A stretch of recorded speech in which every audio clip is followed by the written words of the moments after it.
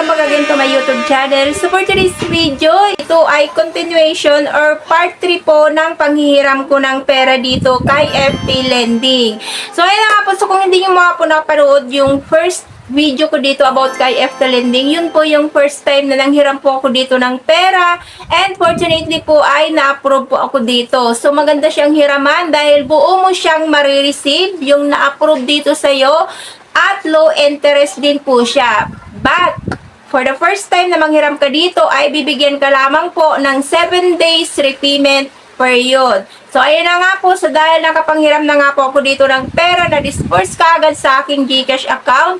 So, wala pa pong 7 days ay binayaran ko na nga po siya dahil excited nga po ako na malaman kung magkano yung i-approve nila dito for the second time na mag-apply ako. Part 2 po ng video ko dito kay FT Lending. So, ayan, na-approve ulit ako dito. Same as buong na-receive yung loan. And, humaba na rin po yung repayment period niya, which is na naging 15 days na po. At, para sa akin ay low interest pa rin po siya. And this time nga po mga lalabs ko, ito yung part 3. As per requested ng viewer po natin dyan, kung magkano yung na-approve dito sa akin for the third time na manghihiram ako. So ito na nga po, so baybayan nyo na nga po yung video na ito dahil dito nga po papakita ko nga po sa inyo kung magkano yung na-approve dito sa akin, how long yung repayment period na ibibigay na nila. So bago yan, kung bago ka pa lang po dito sa aking YouTube channel, please consider to subscribe na muna and click mo na rin po ang bell button dyan para naman lagi kang updated sa mga incoming videos na ina-upload ko dito sa aking channel.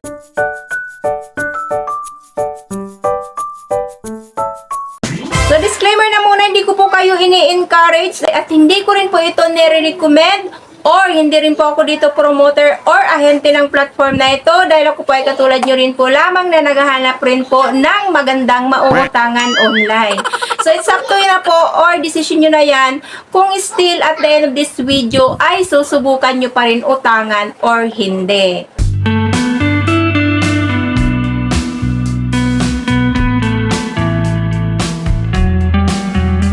Punta na nga po tayo dito sa FT Lending. Hindi ko na nga po siya tinatanggal dito sa aking cellphone. So, i-open ko na lamang po siya. Bubungad na po kaagad kung magkano yung available revolving credit limit ko. So, ayun, nakikita nyo nga po is 300 pesos pa din. So, in-expect ko dahil nakapagbayad naman ako dito on time doon sa 2 beses na panghiram ko dito. So, ayan, na-expect ko na tataas na yung credit limit ko dito. But then, unfortunately, so ito pa rin po yung nakalagay nila na available revolving credit limit ko daw po is still 300 pa din. So, napaisip na nga lang po ako mga lalabs ko dahil hindi man lang tumaas yung credit limit ko or yung hindi man lang tumaas yung credit amount na in-offer nila sa akin. Still 300 pa din. So, hindi ko po alam kung saan nga ba sila nagbabase, bakit ito pa rin po yung loan amount na in-approve nila. So, it's either siguro na nagbe-base pa rin doon sila sa credit history dahil alam niyo naman na meron po akong existing credit history na hindi ko pa nasisettle up to now. Dahil ganito pa rin yung amount na binigay nila. So anyway, so titingnan natin kung magkano nga ba yung repayment period na i-offer na nila. So click lang natin itong Get Cash Now. So, nakalagay niya pa rin, loan term 390 by 1 term. So first term is 15 days per term, total of 127 days.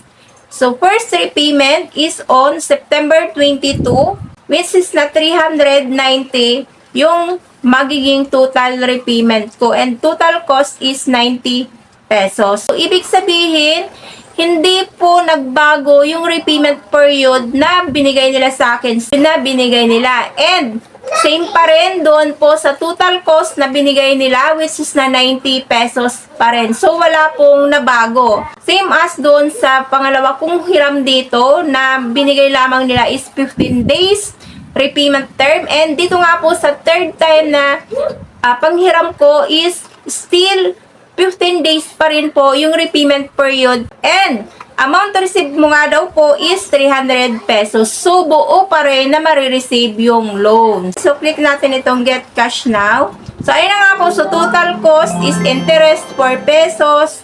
service fee 86 pesos, and total cost nga daw po is 90 pesos. So anyways po mga lalabs ko, so wag po ninyong ikumpara or wag po kayong madismaya kung ito lang po na amount ang na-receive sa, hindi ito ibig sabihin na once po kayo ay mag-try na mag-apply dito, ay ganun din po yung ibibigay na amount sa inyo. So, hindi po tayo pare-parehas ng status. So, it's either po na if ever na mag-apply kayo dito, meron kayong work, may possibility po yan na malaki or mataas yung i-offer sa inyo na loan approval.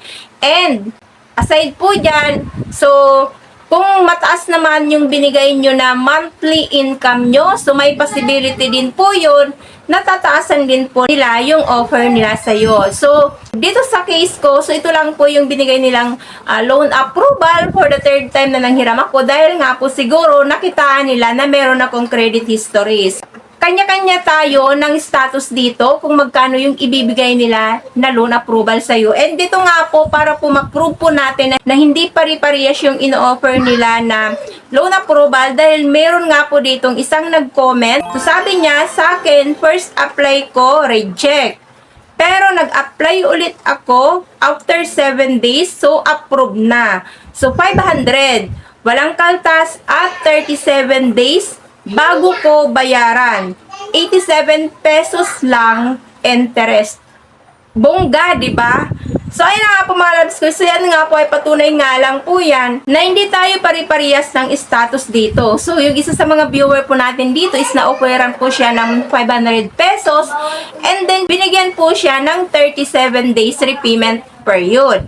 And, ang interest nga lang daw po ay 87 pesos within 1 month. So, mababa pa rin. Ito yung kagandahan dito dahil nakakapag-share tayo ng ating mga experience pagdating dito sa mga online utangan dahil nakakapag-isip tayo, nagkakaroon tayo ng idea kung maganda ba siyang hiraman ng pera or hindi.